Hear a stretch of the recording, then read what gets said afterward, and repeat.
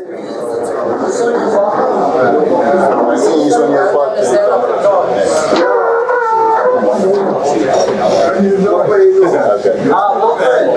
I didn't see you.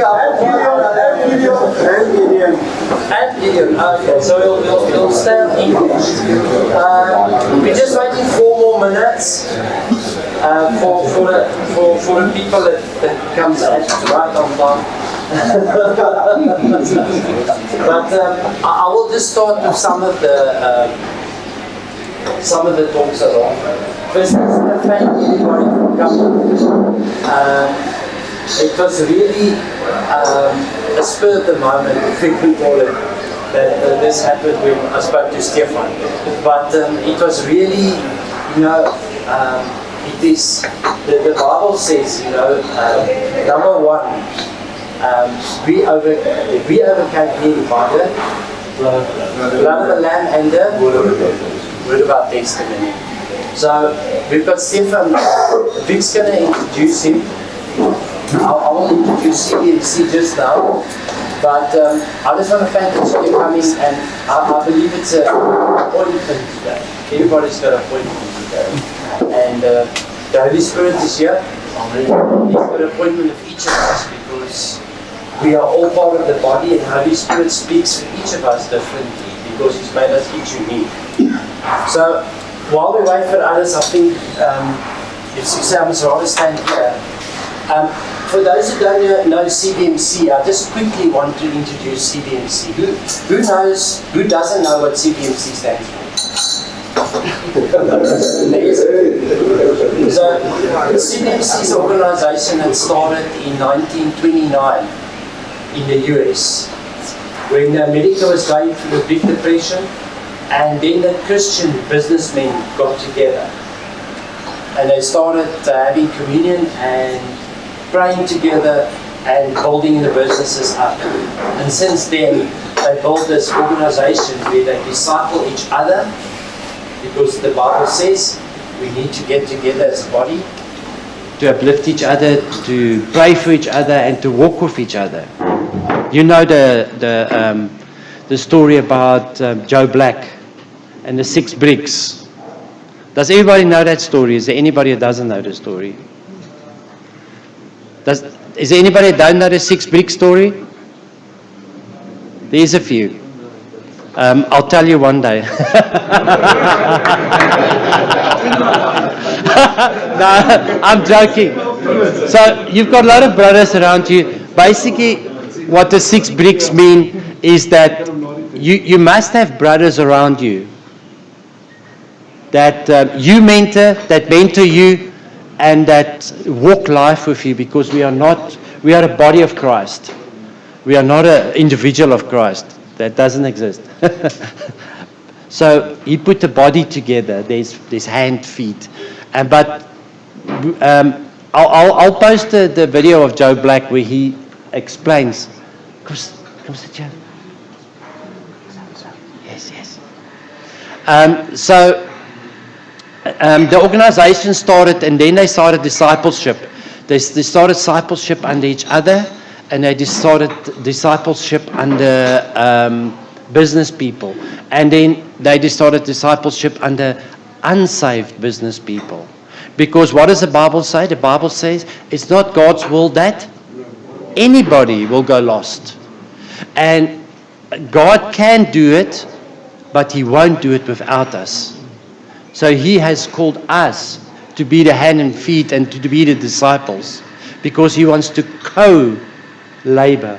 He wants to co-create and co-work with us, because that's why He created us, for the relationship. And it's only by us going around and moving and living life as God has called us, so that we can fulfill His kingdom. So in that, and we've got a CBMC here in Centurion. There's about 5 different CBMCs in Pretoria, in your area. So if you're interested to become involved, it's a blessing. And we do life together.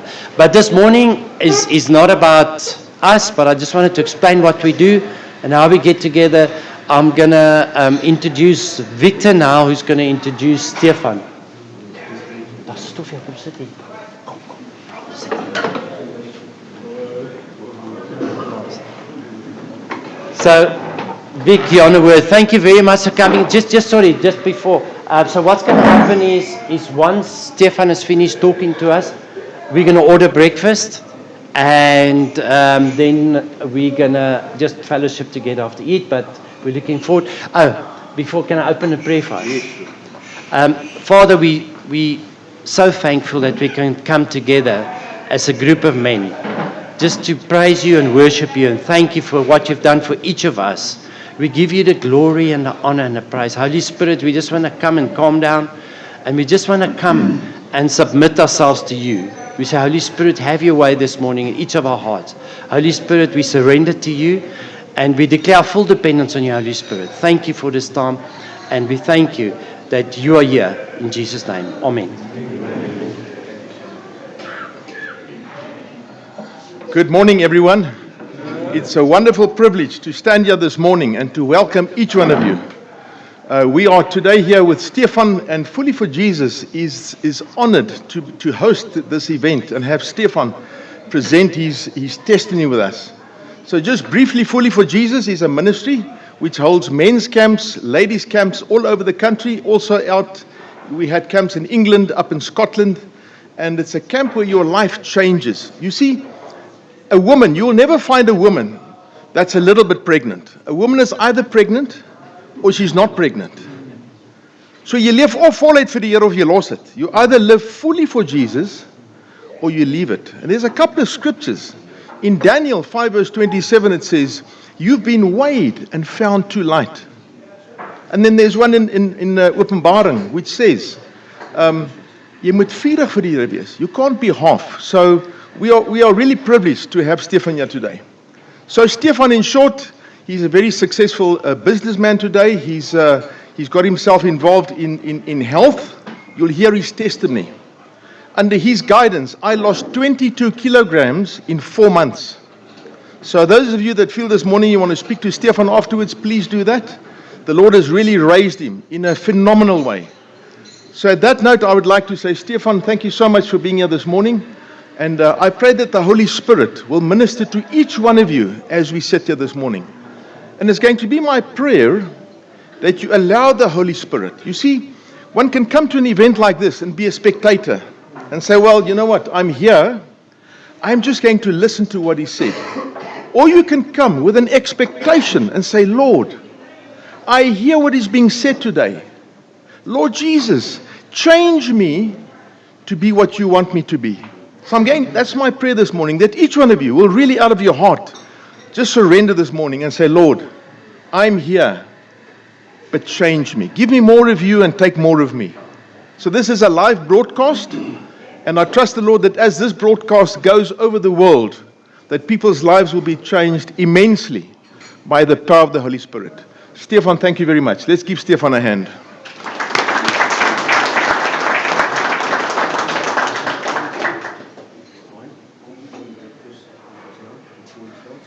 Good morning, guys. What a privilege to stand here this morning. I just want to tell you that this morning you will hear my name, but this testimony is not about me. This testimony is what God can do and what God do. God is not a past tense person. He's present. He's alive and He's well. So, and this world is so broken, and just because Jesus is not active in this world really anymore. And He sent me back to life to tell people that there is not only hope, there is living hope. Proverbs 23:18 TPT. Jesus say there, I say your future is so bright and filled with living hope that will never fade away. Never.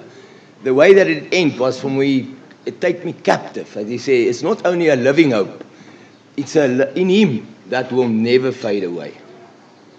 Let's quickly close our eyes. Thank you, Father God, that this morning I can stand here and give a testimony about who you are and who I am today because of you. There's a song that's always when I listen to it, I start crying because that song say, I don't know who I was, but I know who I am now because I find Jesus. I know who Jesus are. So thank you, Father God. In this morning, I know there's men here, sitting here, that feel hopeless and feel, will tomorrow ever come? Will there be a better day? And then through this testimony that they will know that Jesus is alive, and He come and stop this morning of each person here this morning and touch you without even saying a word. That you will touch lives here this morning, that you will give hearts, not hope, but a living hope that will never fade away. Out of this group, men, that from this morning on, men will go back to their houses, to their marriages, to their businesses. They will look differently in the mirror because they met and they make a decision for Jesus. So thank you, Father God, that we in this morning, as a group of men, we will honor you for who you is, who you are. A present tense God. He's not only was or will be, He's present. So thank you, Holy Spirit, that you will move through this building, that you will move and stop at each person this morning, and that you will touch hearts and give it life again. Amen and amen. The Word of God says that when the heart is full, the mouth will overflow. The problem with the church today is not the church. The problem is their message. There's so much theology in it, that the Word of God are in persons' heads. They can mention you 260,000 scriptures, but the problem is not here. And because it's not here, they don't live it. So, and that's what we're doing here as a group of men. Me, Arno, Vikala, every morning like this, every group, is we bringing the Word of God to people so that they can understand this Word must get from here to here in your heart. So this was not written so we could read it. This was written so we could live it. If you live what you read, your life changes. I say always, so people can tell you how nice a malva pudding is until you eat it. Then you know it's lekker. So this morning, I've got a privilege to tell you what happened to a guy that I was not hopeless. I was not in a hole. I was though. There's not one thing in life, a real big thing in life that I didn't experience in my life. And then God pulled me out of that with one touch.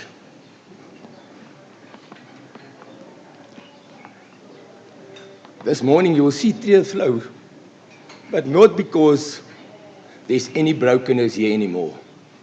You will see tears running out of my eyes because God is alive in my heart.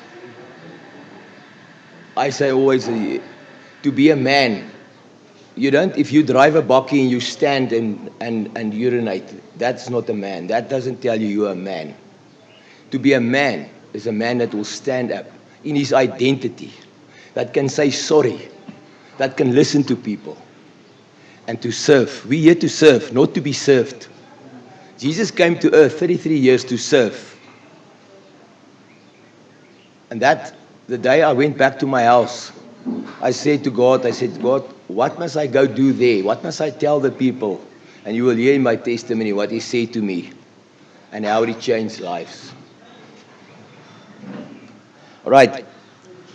Unfortunately, every testimony there's about 3 parts.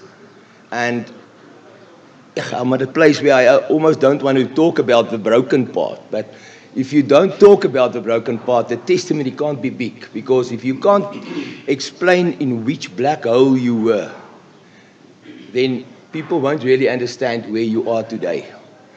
If God comes into your life, He's making the impossible possible.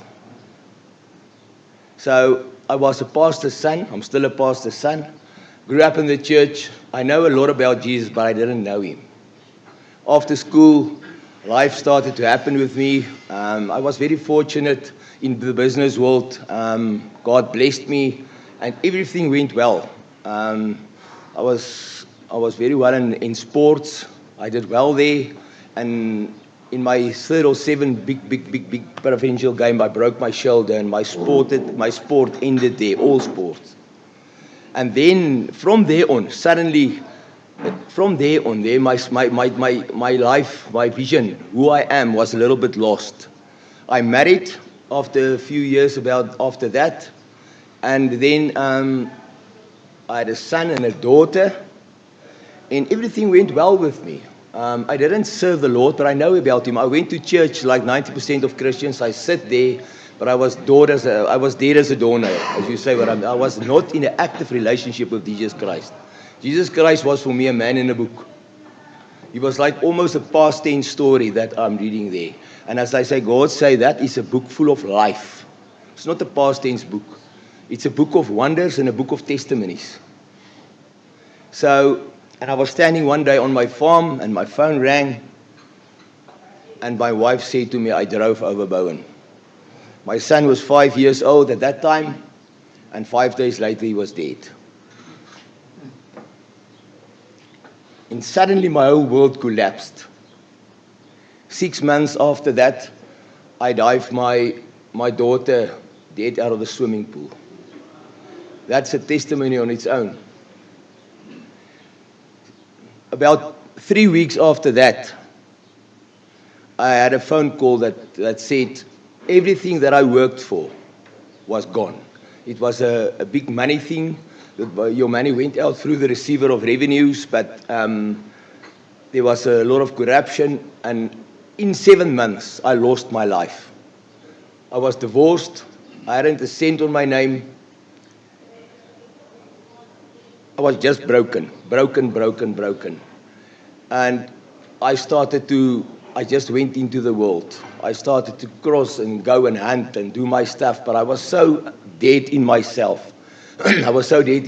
People saw me, always Stefan was a guy that made jokes and laugh. But my heart was as dead as it could be. As dead as it could be. And the years went on, and then I met Yolandi, and God gave me a son and a daughter again, 14 and 13. She's 11 today, Zayn and Lanay. But inside of me, it was so dead. So dead. I was so identiteitsloos. Ek was gone and out. I didn't know who I was. Every morning, I looked in the mirror, and I was at a place where I hated myself. That's what I saw in the mirror.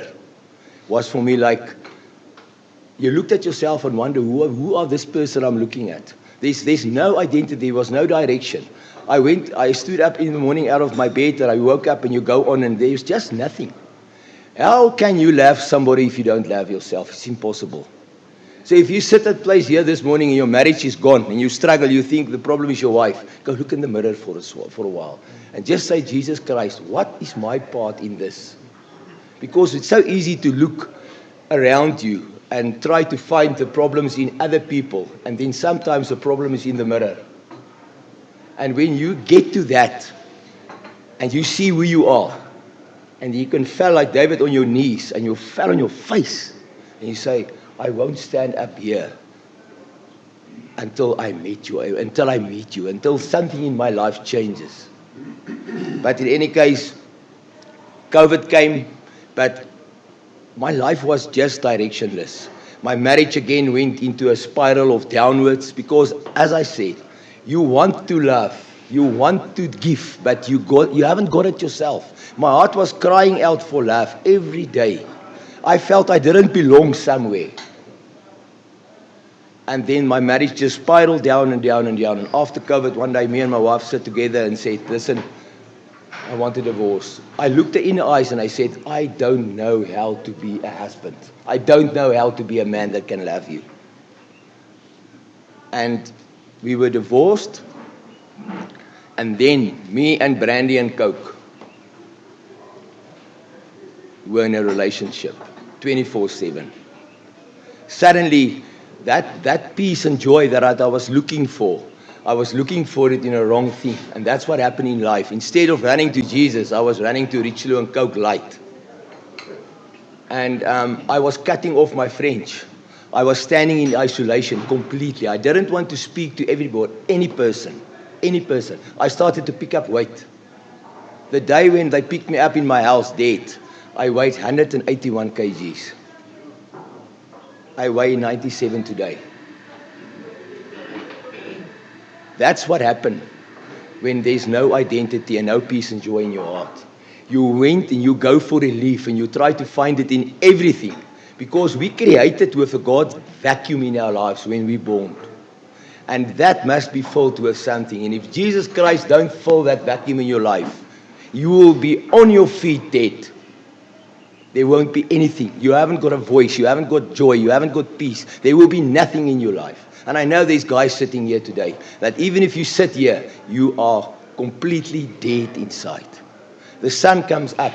Every morning you see the sun come up. But in your heart, there's no sun. It's like night. But in any case, I was start drinking. I was a total alcoholic. I drank 1 liter of Richelieu plus a 750 Jägermeister every day. Not shooters, every day.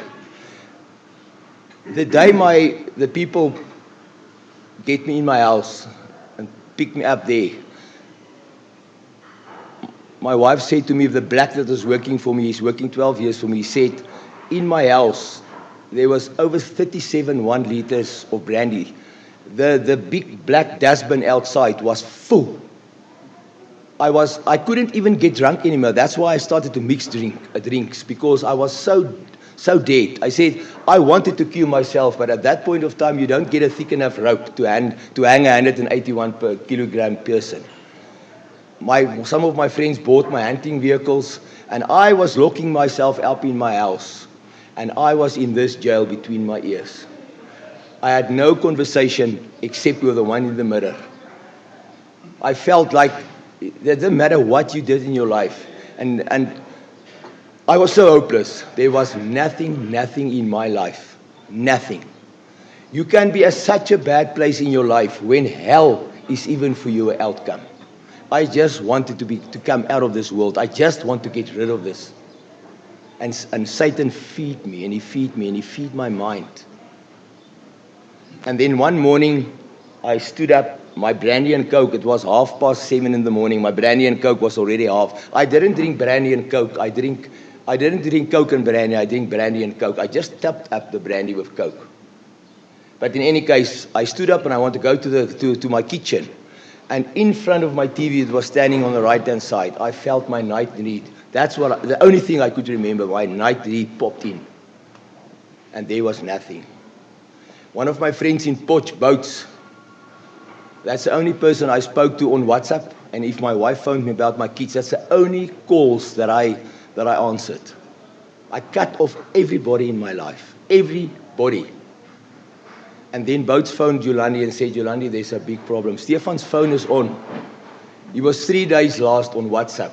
You can go look. And he don't respond. There's a big problem.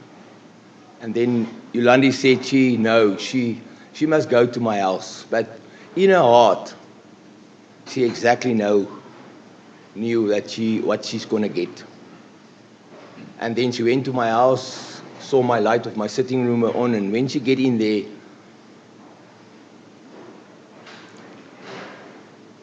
she saw me on the ground. At that point of time, I was already lying there for 3.5 days. The way I fell on the ground, you could see there was no movement. The whole place was full of urine, and I can tell you what else, and whatever. There was a body lying there, no life. At some point, they could get a small heartbeat, and they took me to Unitas Hospital, and I was there in intensive care for 3 months. The doctors wrote me off. They said I would never walk again. I would never talk again. There was nothing. They couldn't understand how my heart beat. because there was no potassium left in my brain. My brain didn't produce potassium, so it was impossible for me to. I should have been on a heart machine, but I was not. My head was full of stickertjies and elektriese drade. I looked like Robocop because they wanted to see what is happening here. And then one morning, suddenly I woke up and I opened up my eyes. And in that moment, there were doctors in my room, but I was so confused. I struggled. I couldn't really talk. And I just told everybody to go out. I didn't know how long I was there. I didn't know where I was. At that point, I didn't even know I was married or children. I was like a blank page. But I said every person, I was in a private room because I had a blood virus as well. If you go into my room, you had to have to wear a mask and hand gloves because it was very dangerous type of virus. And everybody was out of my room, and there I started to talk to a God because I was so hopeless. I didn't believe this man in this book was alive. I thought it was a lucky story about past tense stuff. There was nothing in me, but I know there must be something that created this. Your child, I was a farmer. If you see nature, you don't have to read the Bible to see there must be somebody that created this. In any case, I don't know how long that lasted, and then I fall asleep. I must have fallen asleep, and then in the morning hours of that next day, I woke up, and the presence of God was in my room. Suddenly on my left front part of my bed, I could feel somebody come and sit. I know my room was quite dark. And on my left knee, not a wing, a hand touches my knee. And in a voice like I'm talking to you now, said to me, Stefan, you called onto me and I'm here.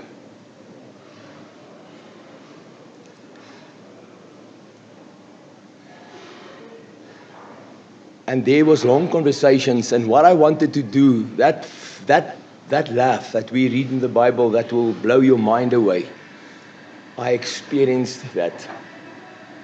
That thing that God says He's giving you a new page after His Son died on the cross.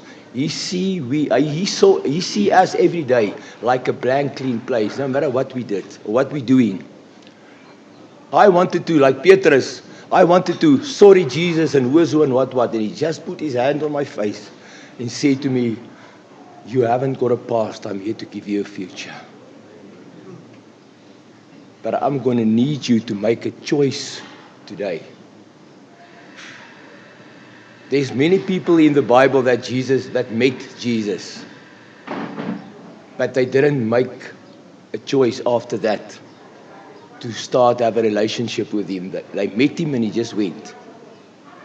But that love, that touch on that bed was so overflowing in my heart. I felt alive, like I never did feel alive in my life again. That love was blowing my mind. And He said to me, today I'm going to make a choice for Jesus or against Jesus. It's just that love that I met in that room. Do I gonna accept that love, or do I gonna shove it away again and say, that's not for me? And there went a while, and then I said to Jesus, Jesus, today I'm choosing you fully, because I don't want to be without this what I experienced on this ever before. I didn't ask Him if I could walk again. I didn't ask Him if I could be well. I just wanted to be with that presence, that power, that love in my life. I don't want to be with that. If hell is going to be a big part of hell, is when you, for eternity, is going to be without that love, and you will never get it again. That's why Satan is he's like crazy, because he knew the love of God in heaven, and he's without that for the rest, for eternity, and that is like almost hell for him again. But in any case, when I make that choice, in that moment in front of me, there's a white wall in front of my bed. There was two lights, because I turned with my hands like I turned to the right and said, Jesus, today I choose you. And in that moment, the lights were shining on that wall, and a green chevron board, but it was like fall green, you know, that one that was standing in the sun. On that board, 4 letters came up, H-O-P-E, hope, in hyphens. I didn't know what hope means. I just saw it. But the presence of God in that room, and the love I felt there, and the breath of Jesus Christ, that touch changed my life. And he said to me, Stefan, on this road you will go, sometimes quicker, sometimes slower, but you will never be alone and you will never stand again. Like, be passive. And that presence of God left my room. I had, wat noem jy doeke in Engels? Nappies. I had nappies on because I hadn't got any veins anymore. They couldn't put drips in me. There was nothing left of me at that point. I took the nappy off. I wondered, what do I do? I have a nappy, and I went to the bathroom. I think that would have been a very, ek sê dit altyd gelyk soos 'n eend wat weerlig sien. Because if you couldn't walk for a time and then you suddenly walked, but I went to the bathroom and I weed. And I came back and I was sitting on my bed, right up like this with my hands. I could clearly remember it with my hands on the mattress like this. And the next moment was 6 o'clock in the morning. I could hear, you couldn't see my door, I could hear my door open. And then the sister, a black lady that was looking after me for 3 months, a lady that served God. You must hear her testimony afterwards, how she prayed at night for me. She came in there, and the next moment she saw me sitting on that bed. There was a shout that was coming from hell. And she went out. She didn't talk to me, she didn't nothing, and she went out. And the first thing what I did, I looked at my hands and I said, if the way she go out with this shout, the next person that will come here was not a doctor, it's going to be a policeman. Because there was problems, I know that. Because, I was part of the elite bounce group in my life, and as I thought I made a lot of trouble. I didn't know how long I was there, but I saw my hands was lekker and everything, there was no problem. And about a half hour or so, it was die manne met die wit jasse en die dik brille who were there. Quite a few. And they talked to me, and at some point I just stopped them and said, just tell me how did it happen? And they told me a little bit. I struggled to talk a lot. Yolani got a voice note of mine that I spoke to her later on, and you could hear, like my tongue was so rond as a badgie sinner. You could hear I struggled to talk. But in any case, the medical aid suddenly came and said they stopped payment immediately. And at that point of time, my medical bill were sky high. I had 4 brain specialists over me. They draw blood every 2 hours. I think 3 or 4 MRI scans. So it was a hectic bill. But in any case, they said to me, 3 days I must be out of that hospital. The doctors was hectic. Where do I go? Because nobody wants to take me in. At that point of time, I lost everything. I had a blue suitcase, 2 denims, because at that point I already lost about 30 kg. I haven't got any clothes that I could wear. So I was like a living weeskind. So the only thing that was left for me is die strate. Maar nee, Jesus het 'n ander plan gehad. And there's a place in Hebron for hawelose mense. And then they didn't have a place for me, but in that 3 days I was lying on that bed. They phoned in and said, there's a guy dead and there's a bed open, and they will put me in there.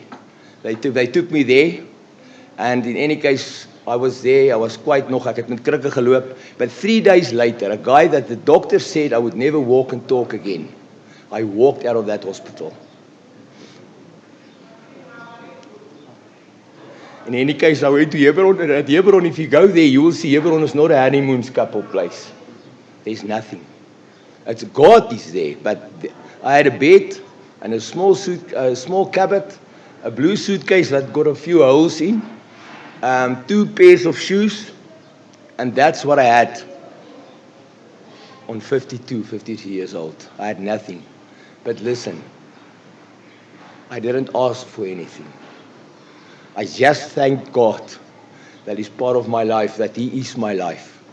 And I was start ministering to the people there. And I was telling people that God is alive and what happened. My testimony was not out at that point of time, but I introduced people wherever I go in that place. I introduced them to Jesus Christ. And they will men are starting to give their lives over. And I was willing to stay in Hebron for the rest of my life, if that was the will of God. But not without Jesus. I won't go anywhere again in my life. I didn't ask for a job. I didn't ask to have money again. I didn't ask to be married again.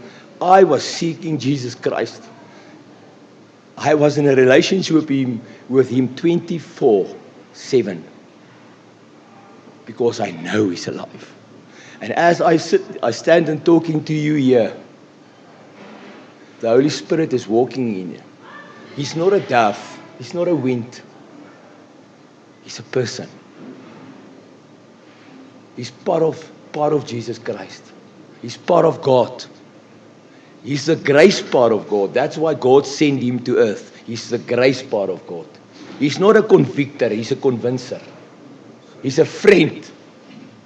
If you struggle to have a friend, make friend with the Holy Spirit in your life.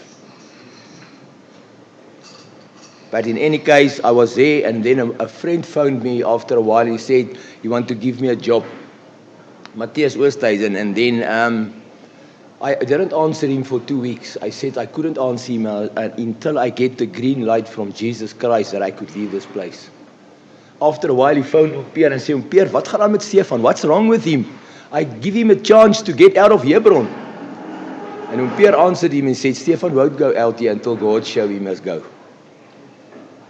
At any case, I had 3 green lights out of the word, out of the mouth of other strong Christian brother, that I could take that job. I was working at Matthias for a while, and one day he came to me, he said, "Don't you want to know what you're going to earn?" I said, "No, I don't care. I don't care." I stayed at him for 3 months. I went to work, and then I went to the room. I stayed at a friend at the bottom of his house. I didn't have any desire to do anything else, to be with Jesus 24/7. I studied the Bible. I literally live in that book. I wanted to know more about that name, Jesus Christ. That person that I met on my bed. I was so hungry for Him. But in any case, at that point of time, I was already 3 years divorced. 3 years divorced. And then my wife was from a small child. She was really active. That Jesus Christ was active in her life. But in that time, you were separated. In that time, after I came back to earth, I find my identity in Jesus Christ as a man. And I could see what a man really is when Jesus is in his life. And then at a point of time, my wife went on a walk of faith. And on that second or third day, she asked Jesus to show her something beautiful that she could take a picture of. And God showed her like purple flowers on the right or the left-hand side of the road. And Yolandi means purple flower. Later on, I could tell her, I said, it was, you asked God to show you a beautiful thing in nature, and then He showed you. She was also in Jesus, but she was also a little bit lost because she didn't know who she really is, even if she was a Christian at that point for over 40 years. And in that time that she went on that walk of faith, she felt and she experienced Jesus. Jesus came to her and told her, "Yolandi, I called you by your name." And He showed her pictures of us as a family again. She said, "God, this is not impossible. Not in my worst nightmare I will go back to Stefan." And at that point, I didn't have a desire to go back to Yolandi. And that was about a 3 months period. And she said to God, "If that is your will, bevestig dit vir my." It was not even a day. A lady phoned her and said to her, "Yolandi, I must tell you a dream, but this is not going to make sense to you. I see you and Stefan sitting at a wooden table. So happy. The only thing that she told us, she said, thank you for confirming that. And that's what she said.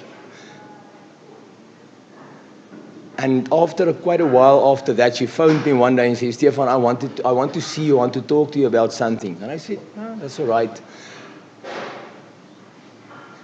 And in that conversation, suddenly, in the middle of my Fortuner, I could see that same picture of Jesus Christ putting us together again. I was so afraid. Suddenly I said, Yolandi, sorry, I can't talk anymore. I will talk to you later. And the only words that she left me from there, she said, I know what you saw. I saw it 3 months back already, with confirmations. After that call, 3 months later, we were married. I'm almost 3 years married again. My marriage to Yolandi Swanepoel is heaven on earth. Heaven on earth.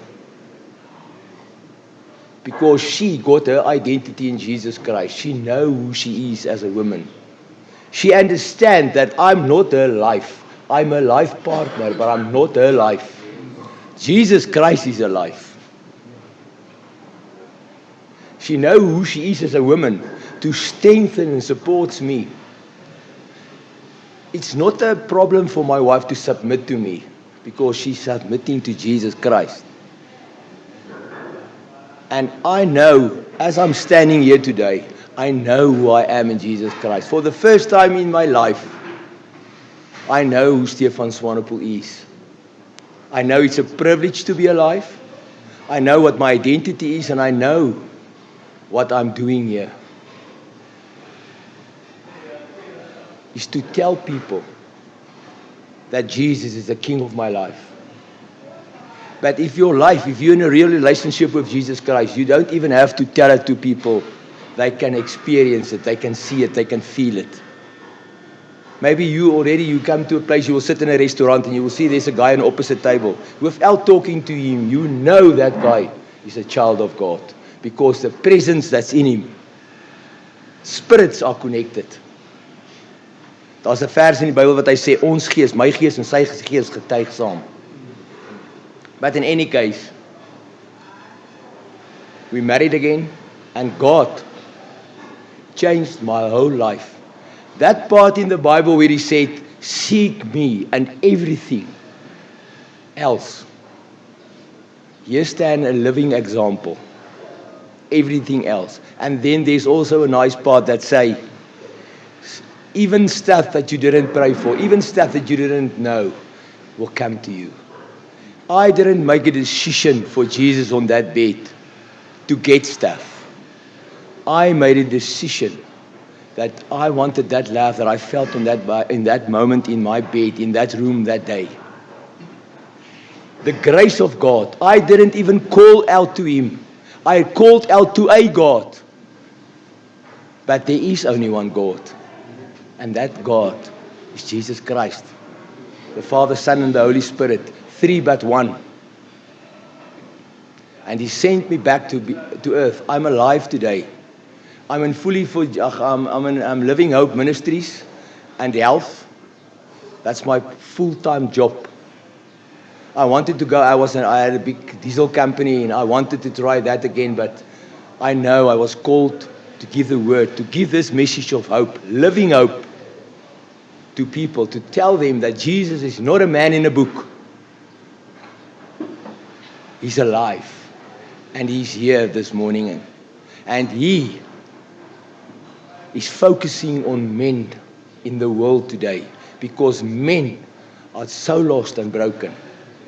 And when a husband is at a home, in a marriage, and there's no Jesus living in him, and no relationship with Him, that whole house is gone. Your wife can be a child of God till kingdom come. But if the father don't turn to Jesus, the house won't be at Jesus. But when a father stands up and say, from today, me and my house, we will serve the Lord. Your children will come under you, will come in. Your husband, your wife will come in under your arm, and because she knows this is a safe place.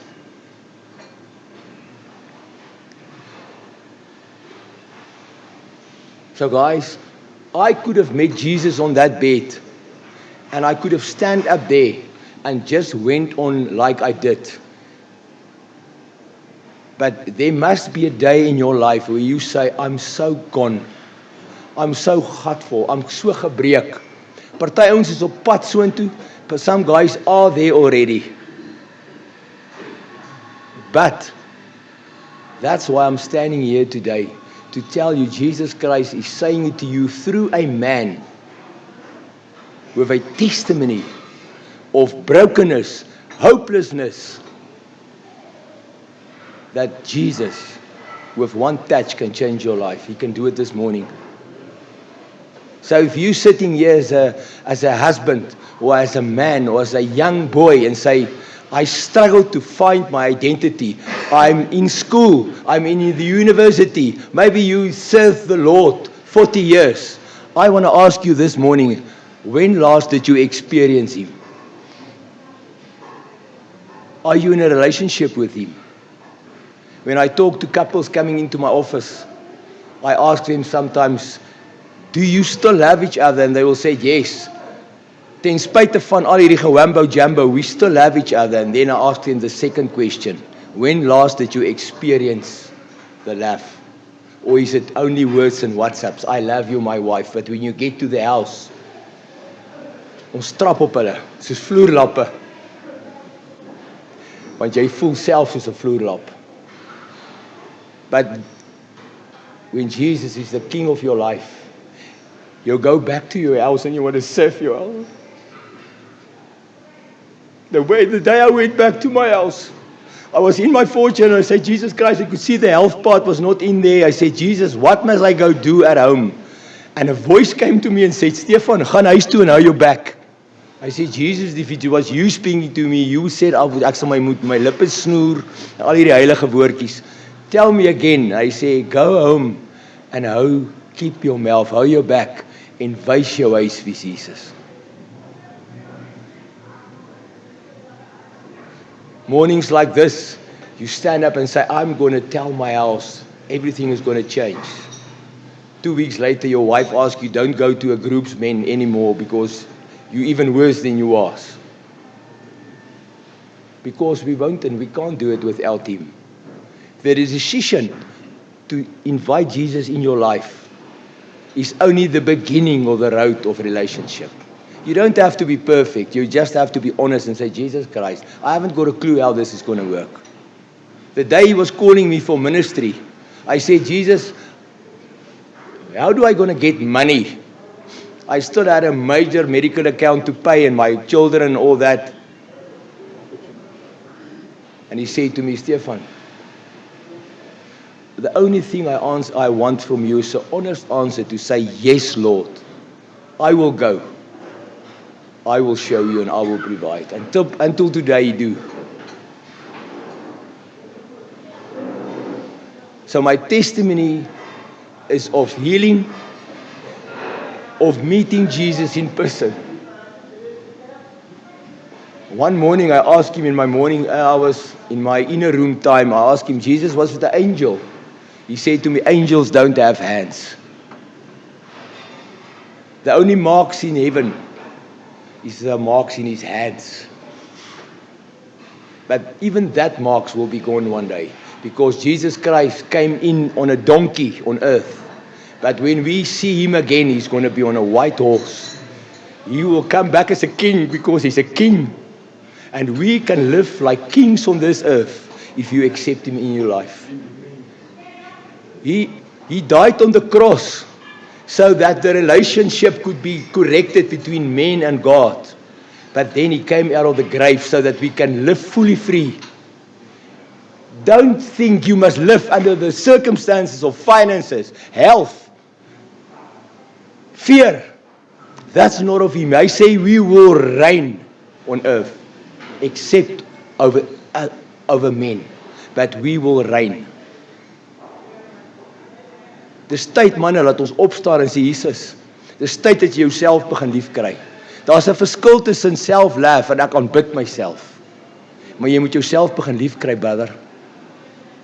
En as jy nie kan nie, Gaan in jou binnekamer en trek hy deur toe, close that door and say, Jesus, I won't leave this room until I meet you. I want to meet you. God say in His word, seek me and you will find me. Not you seek me and maybe you will. So Father God, I won't leave this room. And I won't live under fear. I won't live under circumstances and addictions. I won't. Because you say, when you're in my life, I can reign. And I can live like a free son of God. So, if you sit here today and you say, my marriage is gone. My finances is gone. I've got fear. I've got addictions in my life. I'm going to church, but it's like a graveyard. Because churches is telling people today more about stuff and about doctrine, but they tell him too little about Jesus Christ. There's more about your tinder and about what you must do. They don't tell people how to get in a relationship with Jesus Christ anymore. You can make a decision for Jesus and still end up in hell because you're not in a relationship with Him. In a relationship, you find out who you are, who He is. And you will make a difference wherever you go. Go read Psalms 30. He said to me there, hy sê, jy was in die doderyk en ek het jou uit die doderyk uitgehaal. He said to me, ek het jou rouklere uitgetrek en vir jou feesklere aangetrek. Dis 'n fees om Here te dien. Ek kan nie wag dat die son opkom nie. Want hy kleer my dag vir my in. Fear is not part of my life anymore. It's not. Addiction is not part of my life. It's not. Because Jesus is alive and well in my heart. So if you sit here today, our numbers will be here. If you struggle with stuff, and maybe you sit there and say, I know Jesus for 40 years, but I don't experience Him in my life anymore. Or maybe you know Him, you thought you know Him, but you know about Him. You know if you meet a person that knows Jesus Christ, because you can hear it, his mouth is overflowing. The way he walks and talk are different. It's a privilege for me to serve my house. Because in serving my house, I'm serving God. In loving my wife, I'm loving God. In loving my children, I'm loving God. Everything that you do for other people, you do for God. Jesus Christ is coming, but He's standing with open arms for men to stand up and say, Jesus, from today, me and my house will serve the Lord. And I hope this testimony finds your heart today through the Holy Spirit. That you can, in your heart, say, Jesus, I don't know you. And I want to get you in my life today, and I want to be in a relationship with you. And then you can go home. En jy kan jou bek gaan hou, en jy kan jou huis gaan wys wie Jesus. Hou op vir jou vrou te sê, is lief van, wanneer laas jy by haar gekom, en haar op haar kop gesoen en vir haar blommetjie gegee. Of WhatsApp waar jy die hele tyd. Manne, ons sal ons grapgat maniere moet stop. Ons sal moet opstaan. Dat ons gesinne kan opstaan. That our children can stand up, that our houses can stand up. That as long as our men are sitting on our asses, nothing gonna change. I call on to you this morning, if you sit here, or you know friends that's broken and stuck, and send this to them. Come see me, come see Arno, come see Heinele. I beg you, if you want to feel that overflowing love that's going to change your life in a second. I can stand here and I can show you pictures today how I look. Then you could see there was nothing. I stand here today healthier than ever in my life. Healthier than ever. Because Jesus is the King of my heart. I was not planning to do this, but I'm going to do it now. If you had a place in your life or your marriage or your business or your life or addictions, God say, if you're not ashamed for me on earth, I won't be ashamed of you in front of my Father. I'm going to invite men. If you want to stand up today and say, I want to go home and I want to go show people that Jesus is the King of my life. I want to get him in, or I just want to connect with him again. I want to make a clear decision. Stand up and I'm going to pray with you. And out of this men's group, there will be testimonies about how Jesus Christ is changing Centurion. People will run to mornings like this. So if there's any man here, that want to stand up and today say, "Here, Jesus, begin with me." Stand up and let's pray together and say, we want to make a difference. There's stuff in my marriage. I know I must go home and tell my wife I'm sorry because I'm pointing fingers. Instead, I must look in the mirror and say, Jesus, show me where the brokenness is in my house. And then Jesus Christ will come and visit and touch you. Is there any men that want to stand up? I'm going to pray now.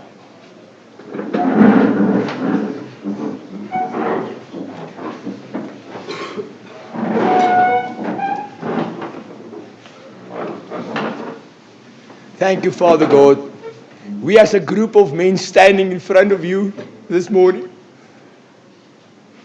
Some of us are calling out to say, Jesus, I haven't got a clue how I'm going to do it. Jesus, that the Holy Spirit, that you will come and visit them. And that you will take that shame and al die gemors van die verlede out of their heads and out of their hearts. That only you can do. And that you will touch them. Every man that is standing here this morning, every man is not standing in front of men. They're standing in front of the King of the universe, Jesus Christ.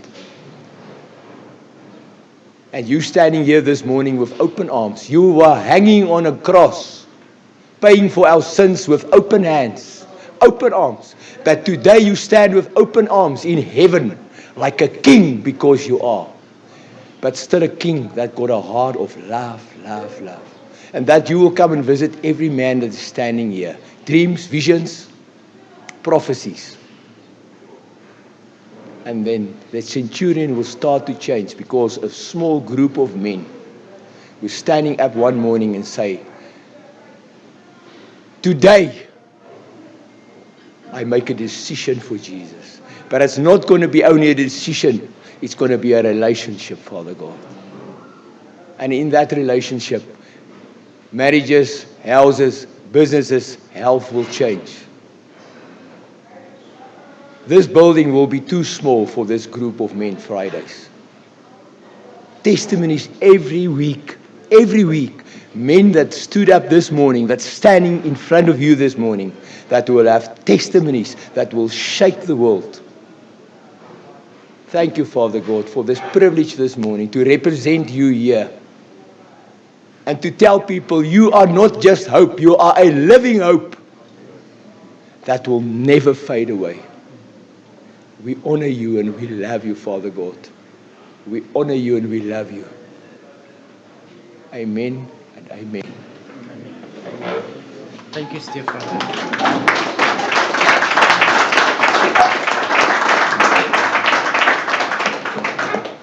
I hope God spoke to every one of you like He spoke to me as well.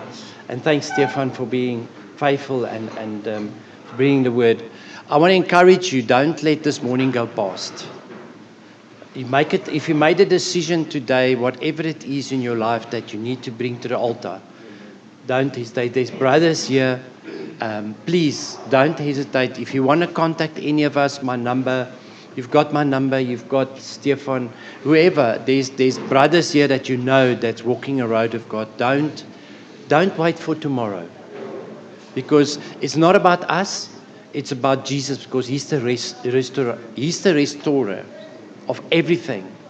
And He's in the business of restoration, and He's in the business of relationship. So everything for Him is about relationship and restoration.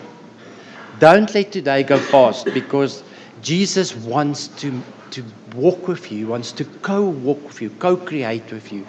And He wants to do everything with you. As Stefan said, He can't do anything without Jesus. Please, not let this moment go past. Speak to somebody if you need to speak to somebody. But we want to say thank you, Stefan, and thank you for coming. Just on the proceedings. Actually, I want to come in here. The Holy Spirit said to me, I must tell somebody here this morning. I was at the family camp this weekend. Me and my wife ministered there. And I saw how Jesus lifts up families. And there was a guy, 4 years trying to get divorced. He was like throwing everything in, and he was stabbing and tapping of his wife. And after my testimony, he was standing up, and then Jesus Christ reconnected them after 4 years. And then that Sunday morning, he stand up in front of people, and he was putting on his ring again. He said Jesus was cleaning my table. And I had to see with Jesus, die man and die in the Kasteel. Monday morning, 11 o'clock, they phoned me, said he's dead in a heart attack. He was healthy. There was nothing wrong with him. I didn't want to make you afraid. I just want to tell you something. Don't think tomorrow is yours. If you want to go to a person and tell him, listen my friend, I want to ask you, ek wil vir jou jaar sê, vat af vir die werk, gedoen het vandag. Die Here sê ek moet dit nou sê, so I don't know why I'm telling you this. But if you want to go do stuff, don't wait for the long weekend, go today. Go home today and go and have your wife. Thank you. Thanks, Stefan. And don't miss that. Okay. Dit is seker die veiligste plek vir 'n man. Die holte van sy hand. Hoeveel keer is die dood net nie langs my verby, my wou gryp en wurg, my vat. En dan is sy genade vir my genoeg.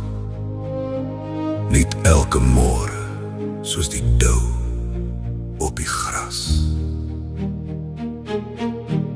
Kom die donker nader gekruip, die booswig om my hart te bind, dan kon ek skuil myself wegsteek, waar ek weer asem vind. In die holte van sy hand vind ek rus, vind ek staan, waar die dood my naam kom roep, hou hy my nog vas. In die holte van sy hand is genade altyd meer. Elke môre, elke asem dra hy my weer deur. Eers besef ek na die tyd, wanneer als rustig raak en die chaos gaan lê, wat het gebeur in die holte van sy hand, dat ek al dood moes wees. Maar elke keer is die oorwinning my gegee, en ek sta nog hier vandag. Want as die dood in jou kop kom lê, met wreedheid en lustigheid, fluister hy sag oor my siel, dat ek behoort aan hom vir ewigheid. In die holte van sy hand vind ek rus, vind ek staan, waar die dood my naam kom roep, hou hy my nog vas. In die holte van sy hand is genade altyd meer. Elke môre, elke asem dra hy my weer deur. My Vader se wil troon, borie van boosheid. En al skree die donker hart, bly sy lig my waarheid. In die holte van sy hand is ek veilig, is ek vry. Geen donker, geen vrees kan my ooit van hom skei. In die holte van sy hand is my lewe in sy plan. Dit is seker die veiligste plek vir 'n gebroke man.